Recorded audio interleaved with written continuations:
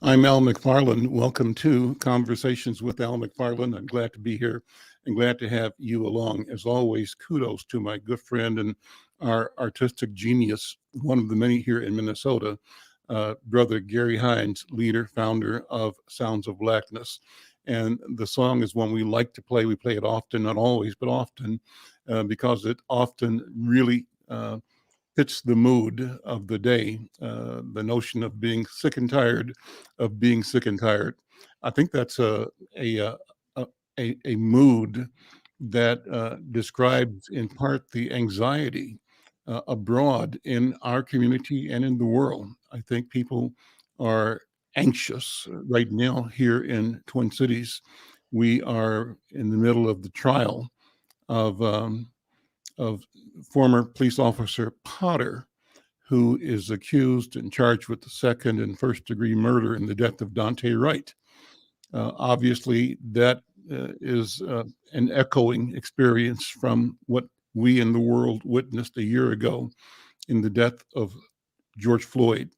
We watched the trial of Derek Chauvin, one of four officers accused, the first of four, the lead senior officer, and we watched kind of with bated breath questioning whether there be some semblance of justice, whether the system would work for us or, as we feared, work in a way that was dismissive, that disregarded our interest, our bodies, our culture, our personhood.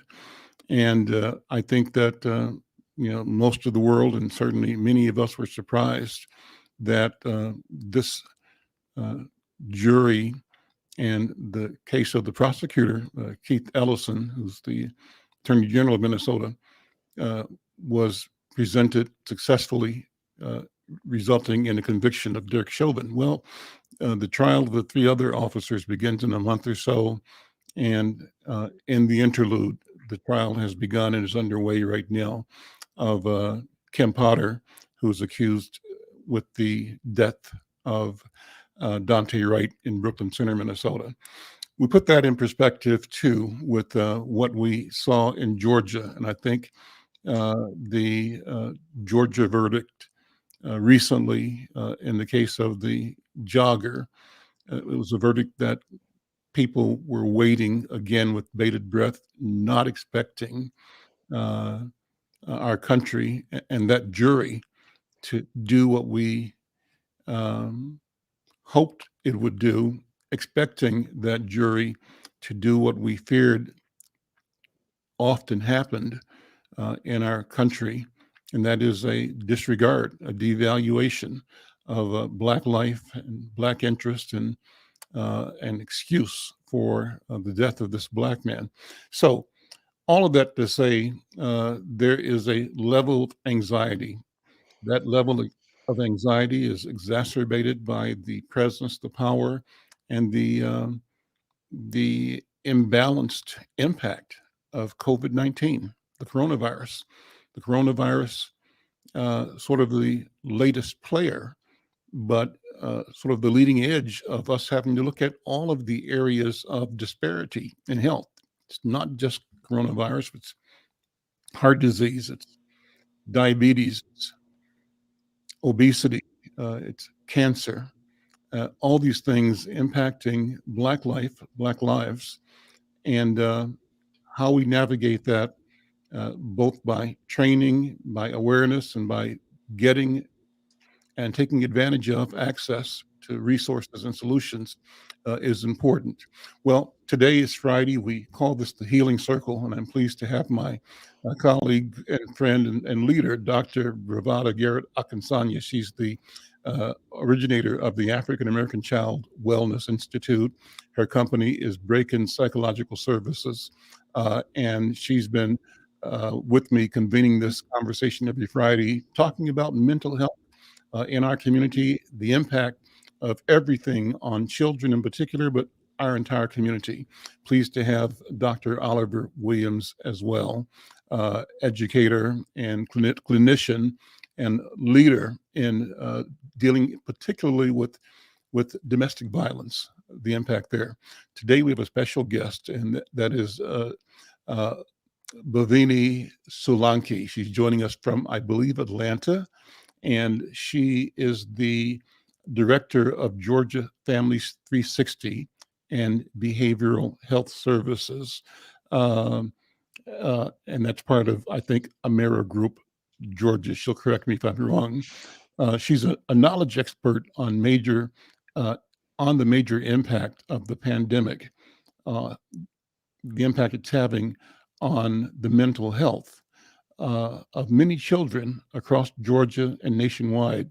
And she uh, brings to the subject a background that includes behavioral health, substance abuse, family intervention, and crisis intervention. And I've got some questions to bring to her.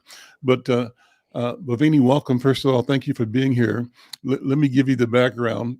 Dr. B has convened us in a project that we call the Healing Circle, and she's teaching us in the process a protocol of how we connect and how we engage. So I'm going to, and we use the talking stick so that we don't talk over each other. So I'm going to pass the talking stick to my friend, Dr. B, Dr. Bravada Garrett Akansanya.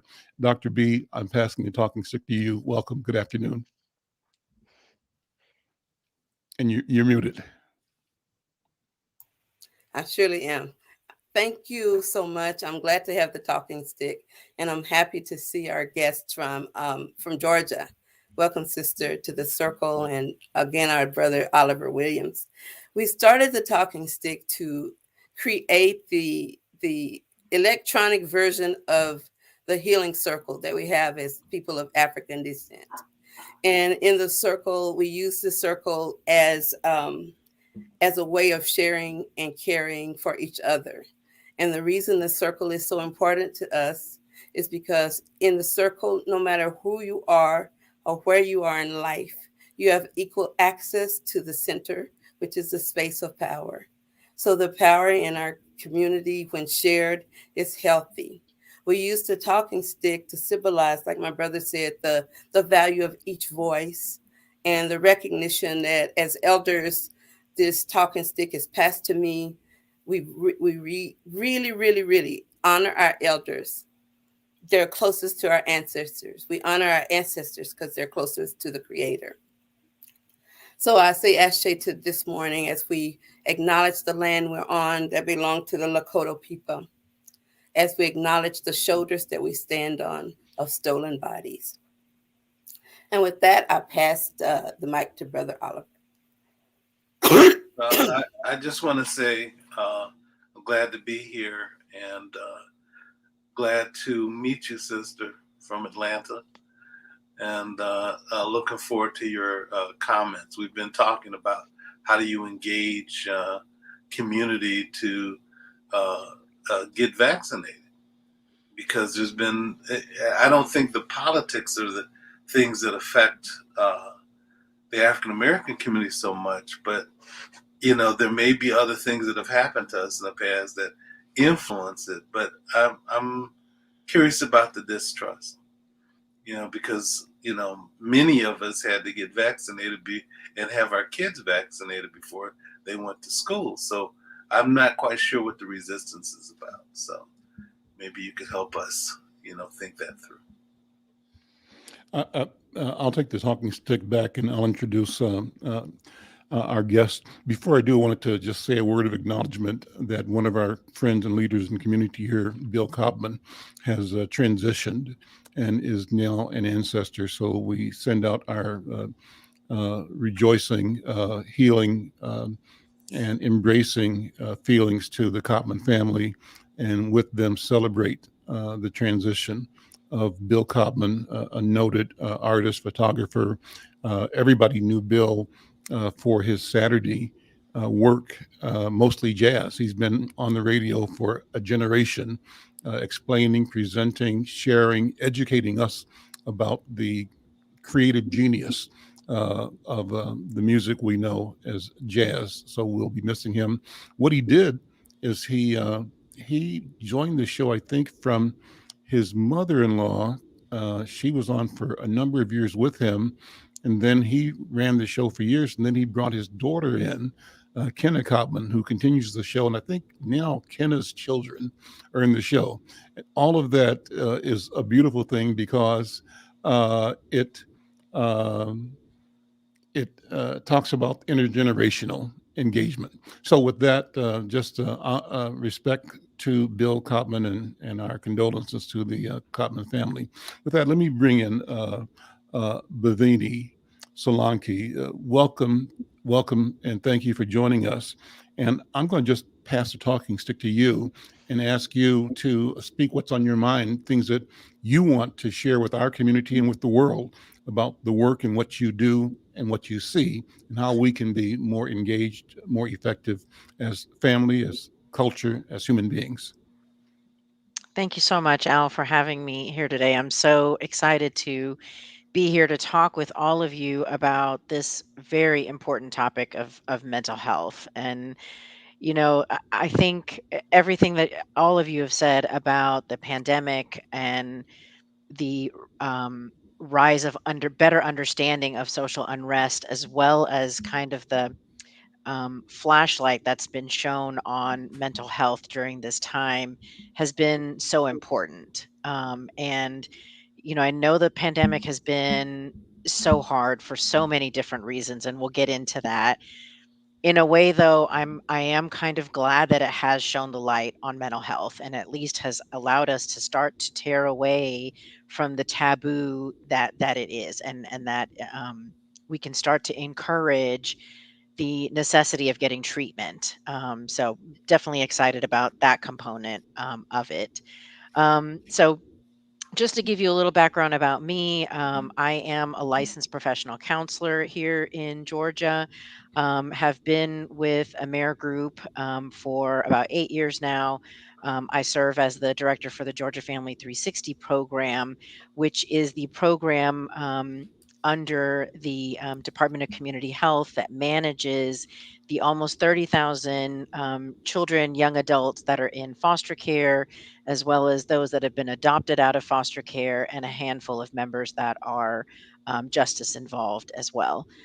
So, as you can imagine, a very important population of young people that need um, as much help as we can get them to get connected to services so that we can get them stabilized and get them back into a safe living situation. Um, some of the things that have been really heavy on my mind over these last couple of years with the pandemic is the increase of the number of suicides and just children thinking about suicide, adults thinking about suicide. It is currently the second leading cause of death among children age 12 and young people age 10 to 24. And that's a big deal. And I think it is something that across the board we have to really be thinking about in our schools, in our homes, in our communities, anywhere that young people are being touched in any kind of way. I think some of the things that are challenging about suicide is that it's a scary topic. It's scary to think about somebody wanting to take their life. It's scary to think about, what should I say to this person? Will it encourage them to do something? Will I give them ideas on what to do? All of those are myths. Really, young people, adults, anybody that's thinking about harming themselves in that way are reaching out and want somebody to tell them that they're there for them. They just need that one person to let them know that they're there for them and that they can care for them. Once you can connect with somebody in that level, really the next thing while you're trying to get help for them is to make sure that they're safe in the moment. Do they have access to whatever it is that they're trying to harm themselves with? And I think as long as we as lay people can identify those things, that already addresses all of the immediate threats and risks to somebody that is thinking about hurting themselves. So I really want that message to come out very clearly across to anybody. Please check on your family, on your neighbors, anybody who you might think is at risk of really being affected by this loneliness factor that we're all going through, right, to some degree. but especially those that really just don't have a lot of people in their lives to help check in on them. And it may feel scary, and yes, it will be scary, but the fact that you could potentially save somebody's life by just being there for them is amazing. Um, when it comes to mental health, according to the Department of Health and Developmental Disabilities, I can't talk today, in Georgia, 1 in 5 children have mental illness, and it can be benefited by treatment. And now the light is off in my room. Okay, here we go. Um, and 1 in 8 teenagers suffer from depression. And so, these numbers have obviously gone up over the last 2 years within the pandemic. If you think about children that are in foster care that have already been removed from their home, whether it was a situation that they needed to be removed from or not, right? Now you're in somebody else's home or a group setting or whatever kind of setting you're in. It's not your home, it's not your bed, it's not your things. In addition to having to do school from home, to be isolated, to not being able to really go out as much. And even if you do go out, you're in an area where you don't really know anybody. That really creates an atmosphere of depression and mistrust, and everything that goes with that. Um, so I think it's really important to have caretakers that really understand these symptoms, and are ready and prepared to get these young people into preventative services or treatment so that they can start talking about whatever it is that's on their mind in an environment that really seeks treatment and progression for them. Um, so we'll start with that. I mean, I think there's so much we could talk about in regards to mental health and our young people, and especially those that are in state custody. But Let me take the talking stick back. Bovini, can I call you Bovini? Is that yes, okay? please. Okay, great. And just mention some of the bullet points on the information that your team provided. And it's stunning. As you were speaking just now, you said suicide with children. And I think you said the age group of 10 to something. And so the thought just popped in my head, how does a 10-year-old both think about suicide or try to do suicide? I just am horrified by that. I'm horrified for any child, any family. But talk about that in particular. How do young people come to a point of crisis or a point of, you tell me what it is, that not being here is a feeling they're having and a feeling that they may act on if they know how to. Talk about that if you would. I'll pass the talking stick back to you. Thank you. I mean, I think the unique time that we're in with technology and social media has created an entirely new problem for us in raising children. I think it's hard to know what access children have to online platforms, chat rooms, private messages, all sorts of things. I mean, cyberbullying. There's so many new opportunities now for these children to have access to negative thoughts and negative influences that we really didn't face before. So I think it's easy to get into a social media platform and say one thing and be bullied by all sorts of people that they don't even know, that then can just trigger a rabbit hole of thoughts that then dig into whatever self-esteem issues they may already have had, right? So I think social media, although it has its benefits, um, also has a lot of dangerous points to it. Let me go through some of the other things that I have you respond to, then I'll ask other experts to respond to actually joining the conversation. But the notes I got indicated that 70% of youth uh, in the juvenile justice system have a diagnosed illness. I'm not sure if that means just Georgia or if that's nationwide. I'm suggest either way, it's probably, if it's Georgia, it's probably the same in the country at large. Uh, the bullet point next says that 1 in 6 youth age 6 to 17 experience a mental health disorder every year, that 17% of high school students consider suicide every year. 1/2 of all lifetime cases, mental health cases, begin by age 14.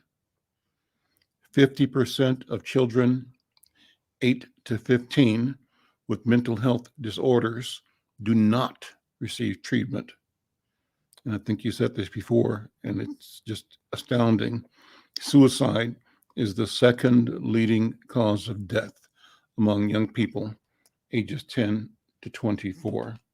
And all that data, again, floors me. And so let me ask you to bring more information about that. You know, why are we seeing this and what do we do?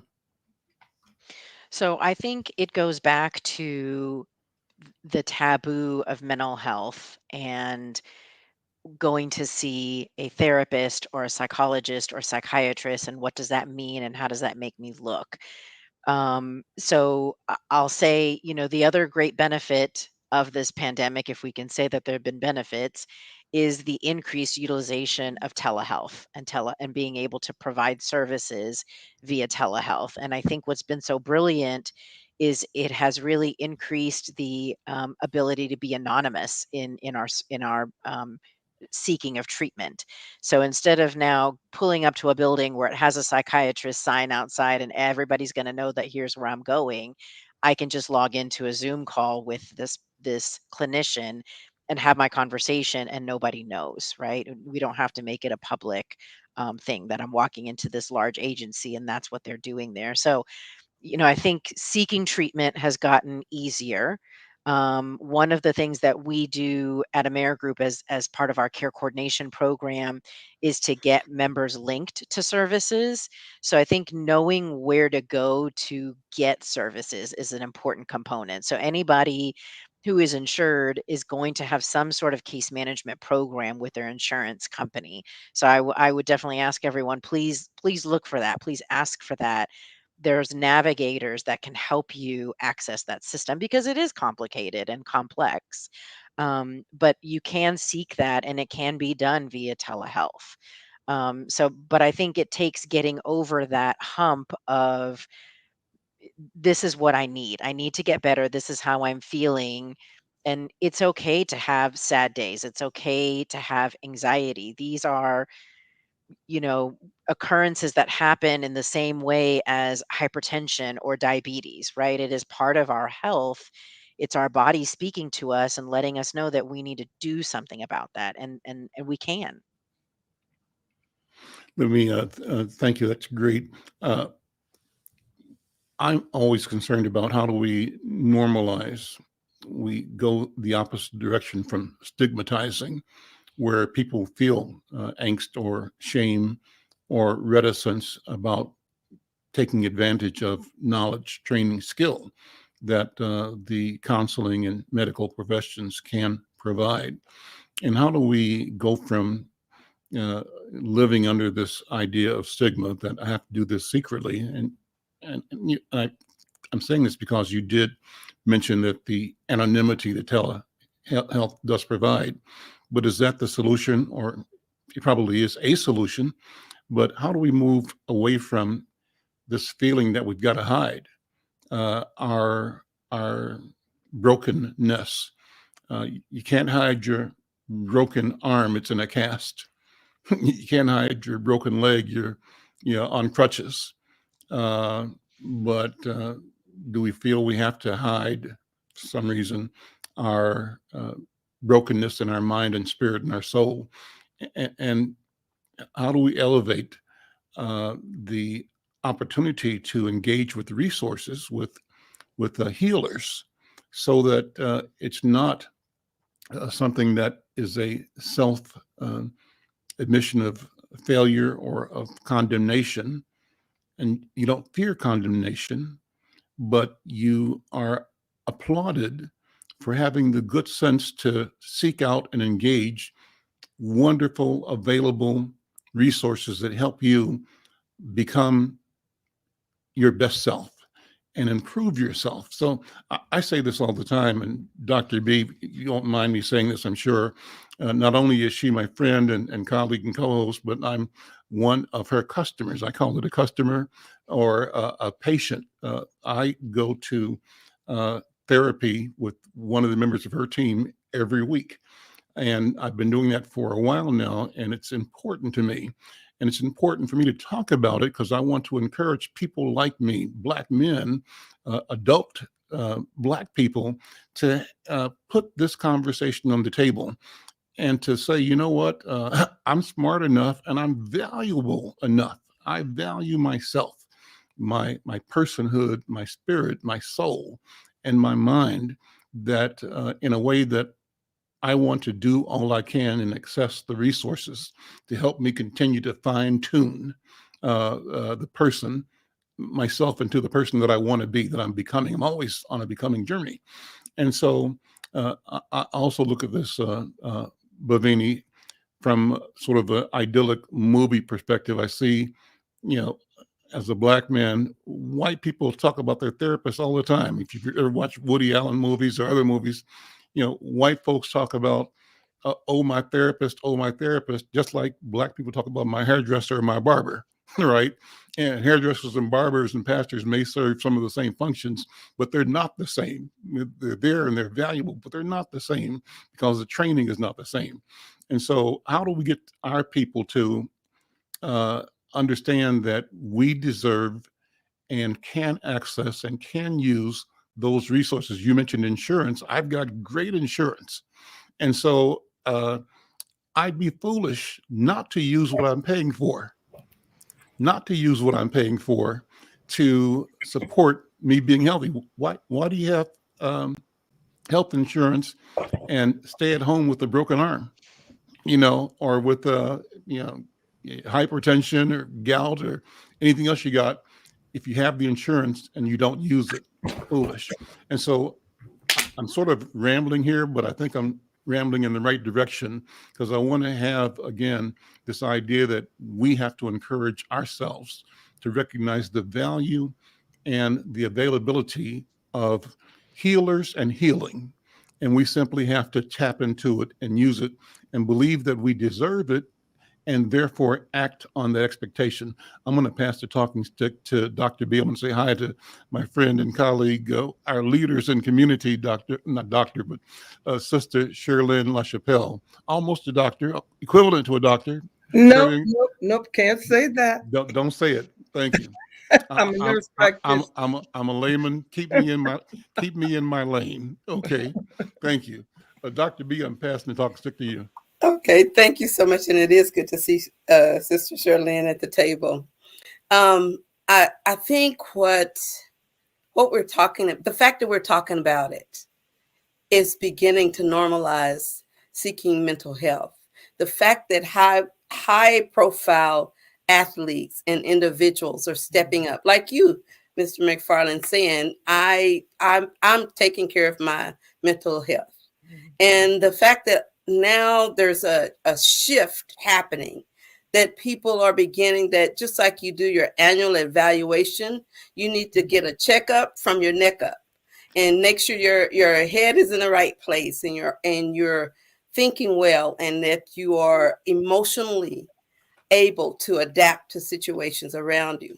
So a lot of people think when they go see us, I'm a clinical psychologist, and a lot of people think when they go see us that means they have to be talking to light bulbs, or that means that they're quote unquote cray. And that's what we say it in our community. And the truth is, we help people build skills. We help people claim their strengths and use them to make themselves well. And so the key to seeing a therapist or a psychologist or even a trained minister, the key to that is that they empower you to recognize that you can learn and you can change. And that's the joy of it. And when we were talking a moment ago about schools, about kids going to school virtually, and a lot of them have a lot of their social interactions via texting, via computer. So they are used to that modality to communicate. And it is easier for them a lot of times to do it because guess what? If you don't want to hear what somebody has to say, you can just hit your off button and hang up on them. And so part of that is they don't have to hold a lot of tension in relationships. That's the disadvantage of it. But the advantage is that they're very comfortable using those modes of communication. And so I think that those two come together and they've made a great relationship for us to have with kids. One of the problems also is that just like when we're in clinic, a lot of times parents think that they can drop their kids off and go get their hair done or do some extra things for themselves, like we're babysitters. And we explain to them that when we work with children, lest I had a black mama. I got to say, I wasn't running anything in my mama's house. So if I was dropped off, I can tell you it was gonna be not because she wanted to, because she wanted to know what was happening to me. She would like to know what the doctor said. She'd like to participate. So we respectfully always include parents as part of the treatment process because last I see, kids aren't running anything. And a lot of times therapists who don't understand our cultural interdependence, they push what we call independence. So they push them to do stuff on their own and not think about anybody else. You got to take care of yourself and all that kind of stuff that doesn't fit culturally. So as soon as therapists start going in that direction, kids and parents start turning them off. So we have to learn what is a difference between codependent and interdependence. Mm-hmm. And the key is that's what we try to teach in therapy. And I'm so glad that my sister brought up the issue about suicide, and she was right that people are afraid of talking about it. But even more interestingly, brother, I'm thinking I can't remember his last name right now, but his name is Sean something, but I can't remember it right off. But he does research on Black men and boys and suicide, and he found in his research that the telltale signs to suicide were not the same culturally among Black folks as they are around other groups, especially white Americans. He said that because we don't believe in suicide, that we find other alternative routes like death by cop or getting in gangs and engaging in high risk behavior. And he said if we want to look at a suicidal Black kid, we need to be looking at their emergency room visits because of fights or stabbings or stuff like we need to look at that to do our original assessment of their mental health. So when we start thinking about that today, and we think about how critical it is in the middle of COVID, that even if you used to go visit at your friend's house, you get on your bike, you're 10, you roll over there to Samantha's house and you can sit there and cry and talk. Now you gotta still, even if you don't want to, you got to talk to Samantha on the computer. And Samantha's mama might have the computer in the kitchen, so they'll make sure she's not looking at pornography. So Samantha can't tell you what Samantha would normally say. So I think it's a lot of variables around it, and I think our efforts to talk about mental health and acknowledge that pain, that psychic pain that children experience, it goes throughout the lifespan. And it doesn't eliminate them. Their brains aren't quite developed. Their decision-making skills are poor. They'll feel like this is the end of the world because the little boy cheated on you and you're in the 5th grade. So it's really important for us to be there to help them problem solve. So I always like to ask kids, help kids use their parents as their first connector so that they can always feel safe coming to their parents with problems. And it's not always the case, but most of the time it is. So with that, I'll go ahead and pass the stick to Brother Oliver, and then Sister, I think Sister Charlene will need to stick after you, Brother Oliver. Yeah, as I think about suicide, one of the resources that exists is in Memphis, Tennessee. Bishop Young and Reverend Young, a husband and wife team that does it's called Suicide in the Black Church, but they've been connected actually with the CDC, and they've gotten a range of experts that focus on not only psychology, but a range of other things as well. And they have conferences every other year. We're going to have one in June through, I think it's through Zoom. And they've identified a range of people who are high profile. So one person was a former Olympic champion who she played basketball for Tennessee. And she talks about her history of dealing with challenges and such. And she was an example about what you needed to do to be able to make it through. So they have people who've lived a life and people who've either survived suicide or families that have survived the suicide of a loved one. And I'll try to get the information and see whether or not there's a link that I can get you for the conference that they're going to have this year. But what was interesting to me was I've known Bishop for a long time, and they were engaging around domestic violence, and so they dealt with that issue because it happened in their church. They dealt with the issue of suicide because it happened in their church. Mm-hmm. And they went big with it in terms of really trying to figure out a way to resolve and to address the problem. When he had me speak about it, I was talking about the intersections of suicide and domestic violence. Because not only will you have suicide that can happen with a person that's the perpetrator of domestic violence, but also people who are some victims of domestic violence. That there is this intersection of issues that come about, and one of the things I appreciated about Bishop and Reverend Young is the fact that they're willing to listen and then to be educated about how to respond to it and get other professionals on a national level that are psychiatrists and social workers and psychologists and other helping professionals to engage with the work that they're doing. Either it's the research that they're doing or it's some things that they're doing associated with practice to try to resolve the problem. But the Youngs are great examples of how people are trying to respond to the issue. So I think about that. I also think about, that you were talking about Simone Biles, but I can't think of the young man that's the swimmer that won all the gold medals. I can't think of his name right now, strangely enough. But how he's given some attention to mental health and that I'm a former athlete in another life when I was a young man, and I had been doing some consulting for the NFL, and so I ended up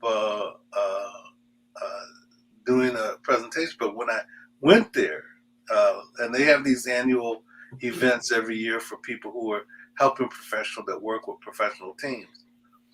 And a former football player wrote a book, and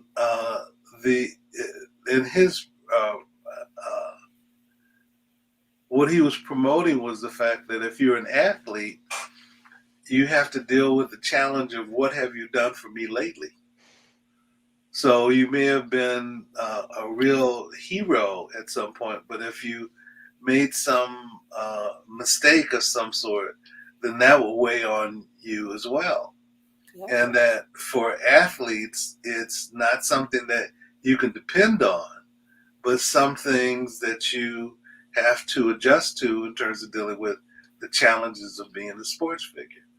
And I think that's really, really true. I was a wrestler when I was much younger and much lighter in my weight. So, and I wrestled for the Michigan State years ago. So I understand some of the challenges associated with it.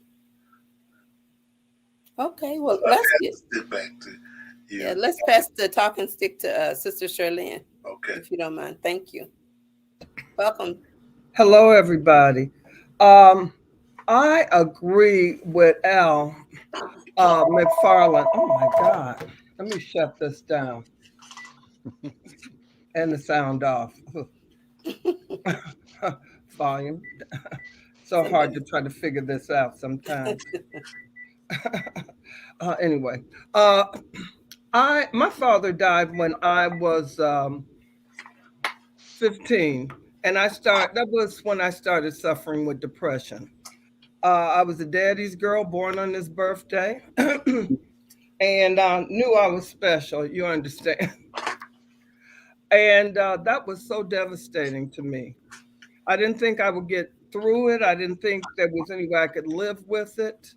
And for months, I thought about not being here. Then I got better.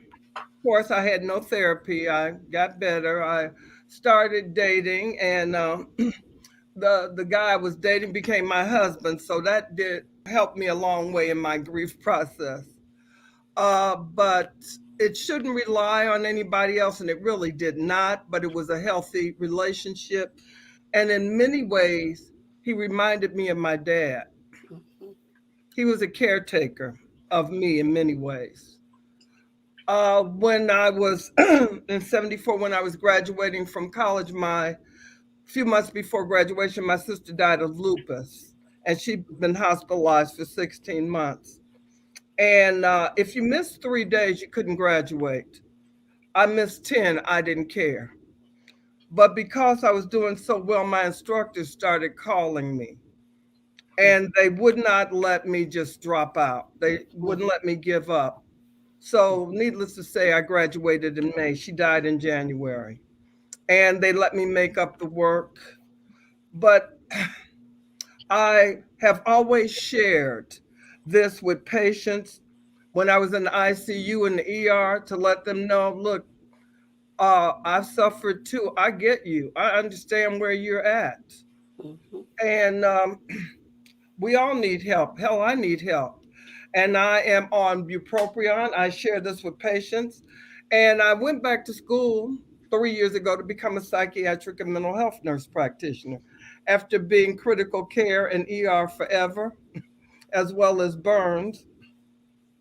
But I was always able to talk to my patients when they were down, and they could tell that I understood. It was like an immediate connection.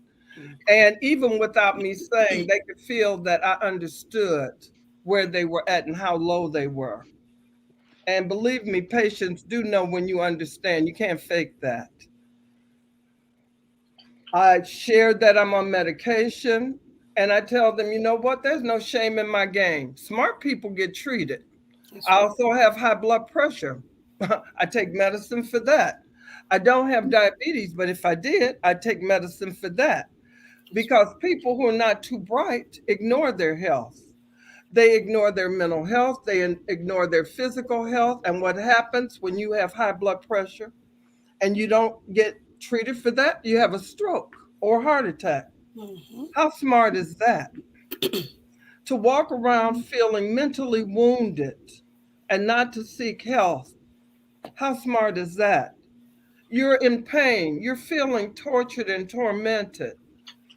Let me tell you, I have been feeling great the last few years, including in 2011 when my nephew drowned at the family reunion with everyone present.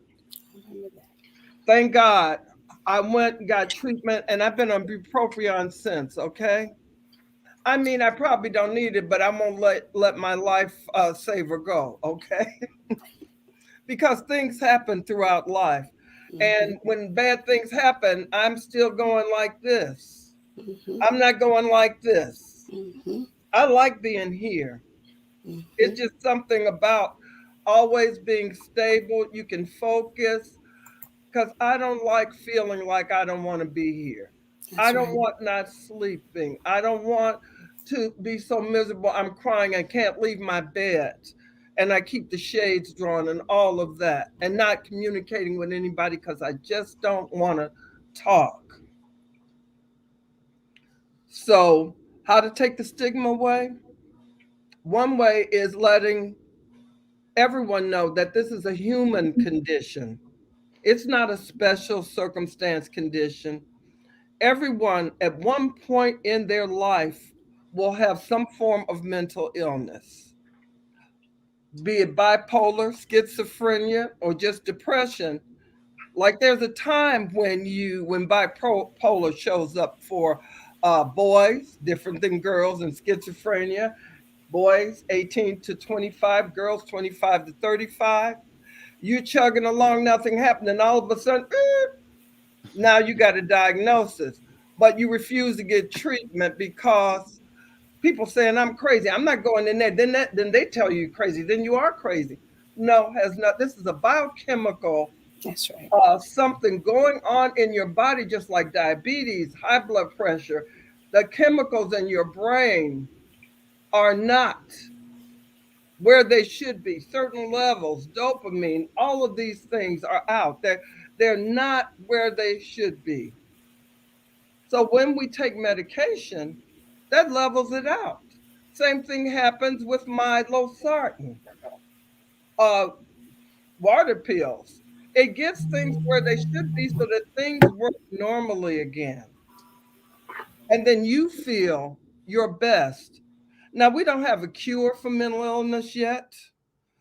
Their scientists are working on some electrodes that may be able to do certain things in the brain.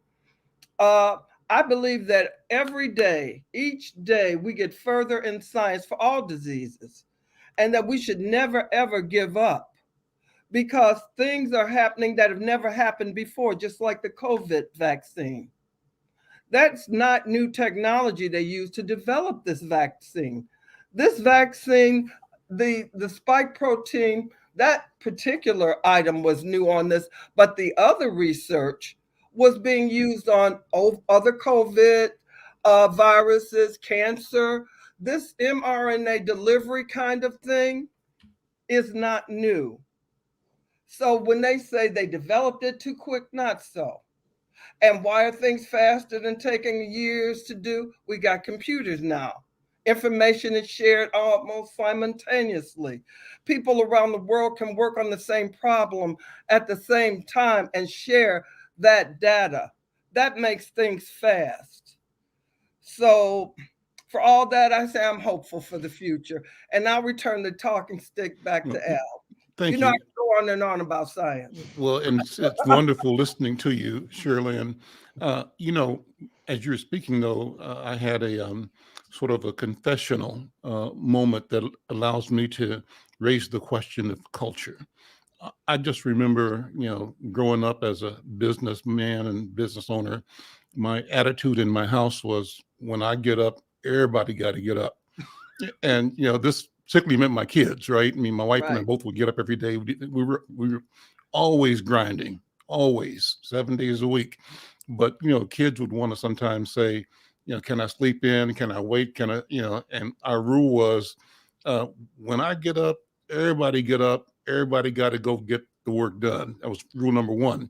And then when somebody would say, I really don't feel like going to school today, or really don't feel like, or I really don't feel like, and I would say, you know, interesting. This is 2020, but if this was 1820, do you think anybody would care if you No. said, I really don't feel like? So you have to put how you feel in your experience in the context. We have these liberties now that we did not have because we were enslaved, and our pain, our feeling was of no consequence, or if anything, an expression of our pain, our reticence, our hurt, our illness, our brokenness induced the whip, Yeah. more punishment, more pain. And so we learn to suppress that, and even to press down on that in the lives and the experience of those around us and those we love, because we knew the consequence of revealing how you felt could also mean that you would be killed. Or and so the question is, so the confession part of this is that I'm sad that I put my children through the mindset that I had, but I'm sure I'm not alone. And I ask you then, the healers, uh, how do we negotiate a future without acknowledging that part of where we are now comes from that collective experience of our bodies being the property of other human beings who devalued our humanity and who, for whom we were part of a commerce system. And I've shared this before, but before the show, I looked in the large picture behind me on the wall there. That's a picture of when I was like, I've said this to you, Dr. B, before, I think, and Shirley, when I was like 5 years old, 4 years old, I'm sitting on the floor with some cousins, and on the divan seated are my mother, and next to her, her mother, and next to her, her mother. Well, the great grandmother, I figured out, I just hadn't thought about it for years, but I came and did the numbers a few years ago. She was born in, I think, 1859, 1850. And so I knew a person who was born enslaved. When she was born, she belonged to other human beings. The thought of that hurts me right now. And so, how does that impact how we see ourselves and move both individually and collectively into the future, into healing, and into a situation where we never allow ourselves to be marginalized and destroyed, and that we never destroy and marginalize others as well, that we reject the possibility of being inhumane, though we know we're all capable. So those are thoughts. I'm going to pass the talking stick to Bhavani and then back to Dr. B. And we might go over time today. It's fine. We can just keep talking. This is a good conversation. It is really great. I'm learning so much as I'm listening to all of you, and it's interesting when you were talking about that. I was thinking about how I think the big difference between a physical illness and a mental illness is that physical is outside on our body or maybe inside our body, but it's on the body, right? Whereas mental illness is emotions. It's so introspective and inside, and I think that's where the shame really comes from, is because I think a lot of people feel like they created it. Versus if I broke my leg, it's because I tripped or something happened to me, but this physical abuse or this sexual abuse or these thoughts of hurting myself are my fault. And I think that's where it really starts that cycle of not wanting to talk about it. But and I think it's so in line with this historical information that you're sharing, because it's still ongoing today, right? Any sign of weakness, we don't want to expose that because it takes us back, and we want to be strong and we want to put forth a good persona, and our children are watching us and other people are watching us. But that being said, as several of you have talked about, I think it is so critical for people who have a platform to talk about what they're going through and how they may or may not have gotten help earlier, but they've gotten it now, and what it's done for them. I think that's where our young people are listening, um, and where they're going to benefit the most. Dr. B. I agree with that. That the modeling and the verbalization of our rights, but I even go a little bit deeper, and I think about the research on trauma. When colleagues Dice and Wrestler, they shocked these mice, these baby mice, and they were male mice, and they were shocked every few seconds, and they would pair with that shocking the sweet smell of cherry blossoms. So eventually, all they needed to do in the little cage where they were staying is to put the smell of the blossom in the cage, and then the little mice, their body would react as if they were being shocked. They had learned to pair the association of shock and that smell with fear. So then these male mice, they mated with some nice female mice. I say these young girls came from nice homes. They had never been shocked. They'd eaten, never missed meals, had appropriate environment. And then they created baby mice called pups. And when they had the baby pups, they separated the parents, and then they put the smell of the cherry blossom in the room, in the cage with those baby pups who had never been exposed. And their bodies reacted exactly as if they had been shocked.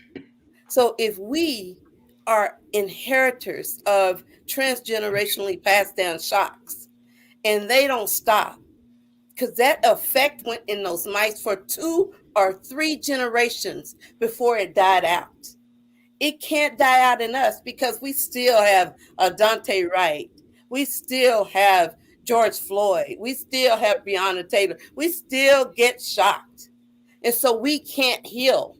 And when we carry that woundedness, that trauma, and we hold it, and we act like it's our fault that somebody said we're bad, we're not good enough, and we own it and we claim it and we make it our own, then that's where the real work of mental health comes, to teach each other our right to wellness, our right to be here.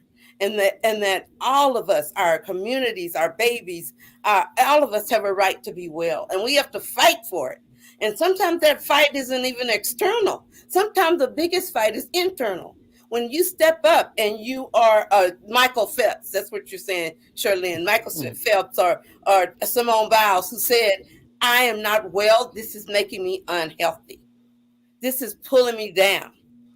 And they know that no money is more valuable than they are.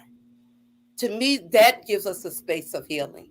That's a space we can teach children. Nothing you do is more important than the life you have and the life you will have. So whatever you're feeling now, it can be a temporary, and suicide is a permanent solution to a temporary problem. And so it will pass. Trust me, like Charlene said, I've been there. It feels like you want the earth to swallow you up and die. But you really need to stay for the act 2. That's just act 1. You got to stay for act 2. That's when you see the power in you and the voice that you have and why your experience occurred so that you can help others. I just tell them you don't know, but I want to be one of those psychologists who tells people in my office, I see good in you. I see hope in you. I see power in you. I see prosperity in you. I see an outcome for you that you don't even see for yourself. I tell them I want to be there when it happens so I can say I told you so. I want to be an I told you so psychologist. I told you would make it. I told you would graduate. I told you'd find somebody to love. First with yourself. I told you. See, I told you. And I got the progress note here to show you. So to me, that's where we come from. That's the space of our healing. And with that, I'll pass the mic back to Brother Al. Well, Dr. Williams, why don't you take it from there for a minute? Well, as we were having the conversation, I think about all the things that you all described that are absolutely true in terms of environment. And sometimes it's our environment that shapes how we think and how we behave. And it's experiences that influence that too, in terms of understanding how to expect things. That being said, I have a colleague who worked with a brother who's a psychologist out of Harvard. And they did this study where they went to the African American community. They were asking questions about, issues about corporal punishment that Black families, had, and the rationale for, why they did it. And they interviewed a number of people, and they talked about the history of slavery, and they talked about their experience, growing up and spanking that took place. The thing that I thought was so interesting and impressive for me were the people that they interviewed where it didn't happen, where they didn't use corporal punishment to be able to correct your child, that people may end up using anger as a rationale to justify the spanking of the child, and to have alternatives to that was something that was interesting. And my colleague grew up in a household with in a Black family, and she said her parents never spanked her. Now, in my household, my mother would spank me. And when she spanked me, she had a range of other skill sets. It wasn't just spanking, but she did spank. Yeah. And let's make no mistake about it. And I remember the experiences in Technicolor. And, when I did something wrong, but she also explained why she did it. That being said, my father never spanked me. He never spanked me. And I think about that. So when I think of my son, I've never spanked him. Now my baby will be 31 this month. Now what we would do is we would withdraw privileges from him. We would correct him, but it wasn't our choice to spank Sam. And what Sonia would do, my wife Sonia, what she would do is she would count. So I remember we were out somewhere, and I had one of my nephews with me who was around my son's age, and so Sonia was trying to correct them, to tell them that they needed to act right, and so she started to count. She said, "Don't let it get to 3. Please don't let it." Now, it didn't get spanked, but the counting to 3 for him was the challenge. And so the point that I'm trying to make is the fact that there are people who don't use the ways that we've been taught in our history and our rationale to be able to do things. And I'm sort of curious about how they do that. And I was also interested in, now I'm the youngest of 9, and so and so my oldest brother, my father's oldest son, was old enough to be my father, and so some of my father's first set of kids. But I was always impressed with the fact that my dad didn't do it. And I'm also curious about families that don't do it. And this is providing a contra narrative, for the families. And also, I remember my nephew was spanking one of his kids. And I asked him why. And as we had conversations about it, it really was the fact that he thought that they did something wrong, but it was his anger that influenced it, and had to challenge him on that.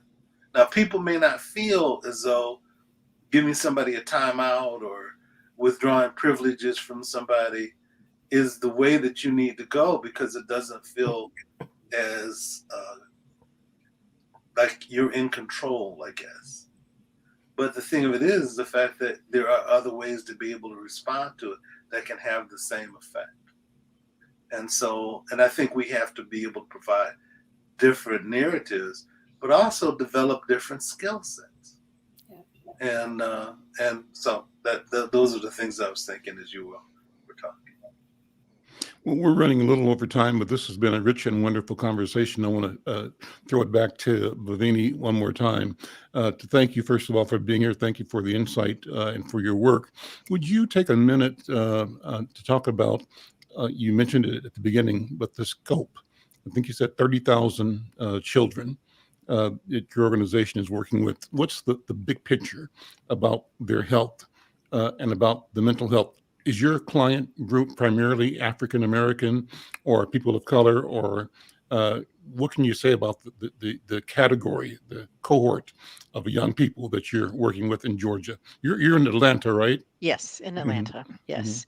So for the members that are part of the Georgia Family 360 program, it is about half of those 30,000 are adopted through the foster care program, which is great. The other half are currently in care and looking for homes or are planning to reunify back with their home when it's safe. Um, I would say the majority of them are African American. I believe the age range of the majority of children are in that 13 to 18 age range. Although at least half of the members that come into care, children that come into care, are in a 0 to 5 year old age range. So, when we talk about preventive care, it's so critical, right? That's really where we need to get all of that. Preventive work started and make sure that we're looking for signs and getting them into treatment as quickly as possible. We work very closely with the Child Welfare Agency here and as well as Department of Community Health, who holds our contract.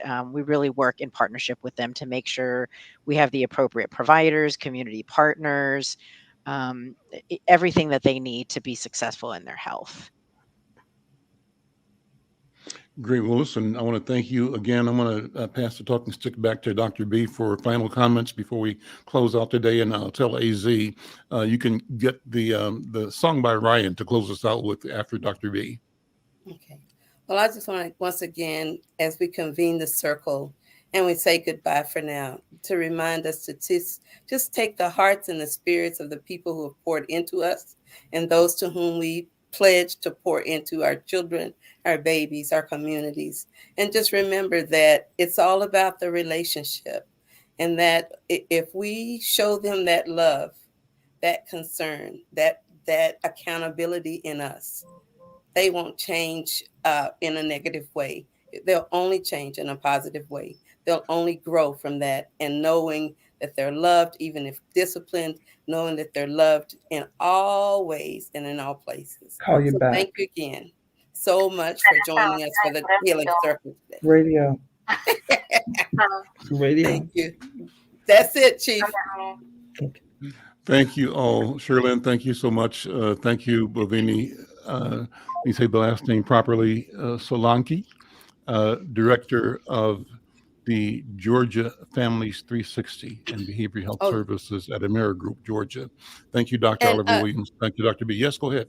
I was going to say, and please, can you? I put the chat in the chat, the phone numbers people can call if they are feeling suicidal or have mental health Oh, yeah. emergencies.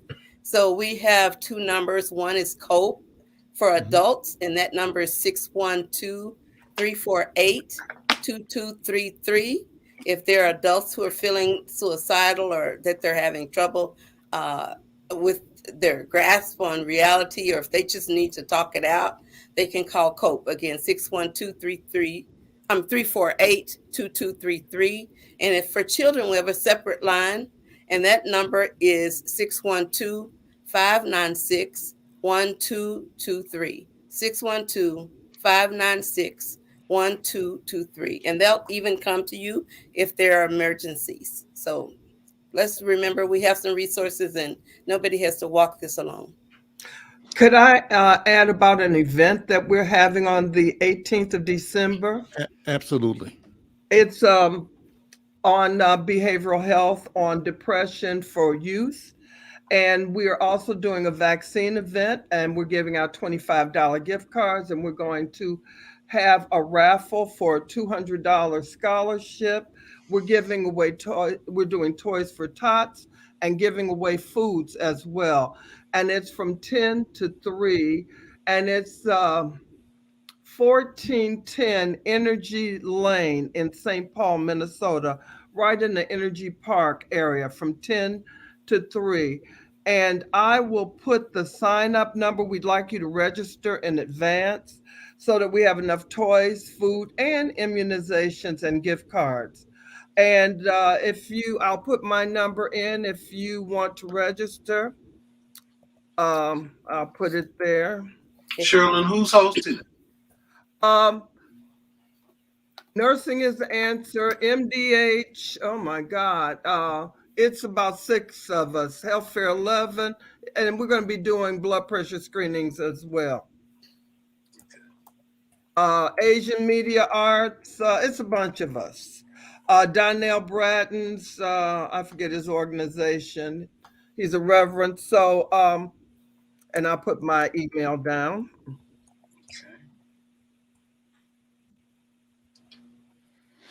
Well, once again, great conversation. This is great company to be in.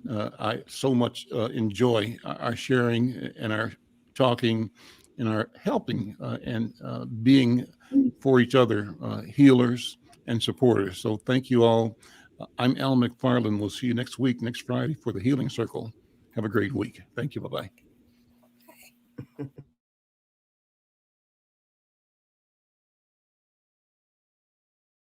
Oh, Queen Justice, where are you? Did they beat you up or no? Lock you on the ground, take the crown away from you? Oh, Lady Liberty, red, white, and blue. Did they take your dignity with their bigotry? Teach you that you're born to lose. Free or guilty, it's gonna get filthy. Better believe, roll up your sleeves. It's gonna get rough, it's gonna be tough. We all agree, we've had enough. We've had enough of all the rules you break. We've had enough of all the money you make. We've had enough. No more life at stake. We've had enough. This is a proclamation. It's been 400 years and we're 400 late. Together we stand from state to state. Going back in time won't make America great. We need justice now, people won't wait. Action, no more distraction. Every step we take, we gain traction. If it can happen to one, it can happen to all. United we stand, divided we fall. Free or guilty, it's gonna get filthy. Better believe, roll up your sleeves. It's gonna get rough, it's gonna be tough. We all agree, we've had enough. We've had enough of all the rules you were breaking. We had enough of all the money you were making. We had enough. No more life gets taken. We had enough. This is a proclamation. Free or guilty, It's gonna get filthy. you better believe. Just roll up your sleeves. It's gonna get rough. It's gonna be tough. We all agree, we've had enough.